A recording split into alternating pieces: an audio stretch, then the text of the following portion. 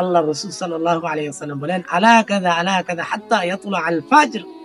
আল্লাহ পাক রাত্রের শেষ অর্থাৎ ফজর পর্যন্ত, সুবহে সাদেকের আগ পর্যন্ত আল্লাহ পাক ডাকতে থাকে এবং বান্দাদেরকে দিতে থাকেন। সুবহানাল্লাহ, সুবহানাল্লাহ। দেখুন, সারাদিন শুধু আমরা আল্লাহর কাছে চাই, নামাজ পড়ে বলি, আল্লাহ আমাকে এটা দেন, আল্লাহ আমার এই কাজ পূর্ণ করেন, আল্লাহ আমার বিয়ে হইতেছে না, বিয়ের ব্যবস্থা করেন, আমার চাকরি হয় না, চাকরি ব্যবস্থা করেন, আমি গুনাহগার, গুনাহ করে ফেলেছি, আল্লাহ আপনি গুনাহ মাফ করেন।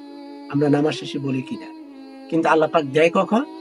আল্লাহ পাক মাঝ রাত্রিতে, প্রত্যেক দিন প্রত্যেক রাত্রিতে মাঝ রজনী যখন হয়ে যায় 12টা বা 1টার দিকে, আল্লাহ পাক মাঝ রজনীতে এসে বলে, বান্দা আমার কাছে যা চাইছে এখন নেওয়ার সময় নেও।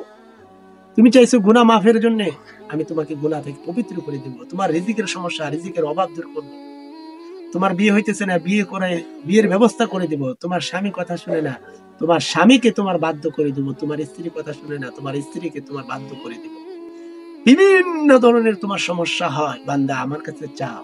তাহাজ্জুদের 2 রাকাত, অন্তত পক্ষে 2 রাকাত নামাজ পড়ে চোখের পানি ছেড়ে দিয়ে আমার কাছে চাও। আল্লাহ পাক বলে, বান্দা কি লাগবে বলো, আমি তোমাকে দিব। সুবহানাল্লাহি ওয়া বিহামদিহি।